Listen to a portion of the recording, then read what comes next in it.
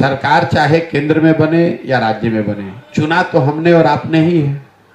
तो अगर हम और आप गलत चुनाव करेंगे तो निश्चित तौर पर आपको हमको भुगतना पड़ेगा। बिहार ने राज्य में कांग्रेस की सरकार देखी है 40 वर्षों तक, केंद्र में भी कांग्रेस की सरकार थी, तब भी हम लोग सबसे गरीब और पिछड़े थे। हम लोगों ने केंद्र में यूपीए की सरकार देखी, बिहार में एनडीए की सरकार देखी, तब भी हम लोग गरीब और पिछड़े थे। केंद्र में चाहे सोनिया गांधी मनमोहन सिंह रहे या मोदी जी रहे, बिहार से पलायन तो नहीं रुका, आपके यहाँ फैक्ट्री तो नहीं लगी, आपके बच्चों की दशा तो नहीं सुधरी। यहाँ कांग्रेस रहे, लालू रहे, नीतीश रहे, बिहार की दुर्दशा तो नहीं सुधरी।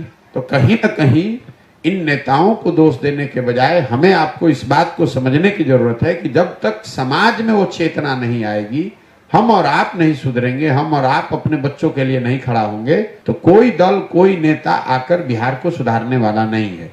नेता आता है, अपना वोट लेता है, सांसद विधायक बनाया, चला गया, लेकिन आपकी दशा नहीं सुधरती है। तो आप जब तक नहीं सुधरेंगे तब तक ना केंद्र आपको पूछेगा ना राज्य पूछेगा। मैं रोज कहता हूं, बिहार में पढ़कर आईएएस आईपीएस बनने वालों की संख्या बहुत कम है।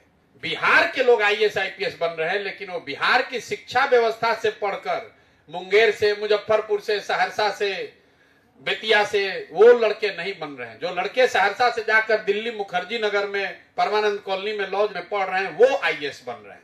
लड़कों में ताकत तो है लेकिन व्यवस्था नहीं है, इसलिए उनको दिल्ली में जाकर वो करना पड़ रहा है। आप विकास के 20 बड़े मानकों को उठाकर देख लीजिए। 2005 में बिहार की स्थिति जो थी, आज भी दूसरे राज्यों के मुकाबले देश में बिहार की स्थिति वही बनी हुई है। थक गए इस बात को सुन के कि लालू जी के राज में ये नहीं था, हमने ये चीज कर दिया। अरे भाई सुन लिया कि लालू जी के राज में चिकित्सा व्यवस्था नहीं थी, आपने शुरू कर दी, लेकिन वो चिकित्सा व्यवस्था ऐसी नहीं हुई है कि हम लोग को दिल्ली न जाना पड़े। किसी दूसरे का पिछलग्गू बना हुआ नेतृत्व बिहार की स्थिति को नहीं बदल सकता है। ये स्थिति तब बदलेगी जब बिहार में अपना एक सशक्त राजनीतिक नेतृत्व होगा।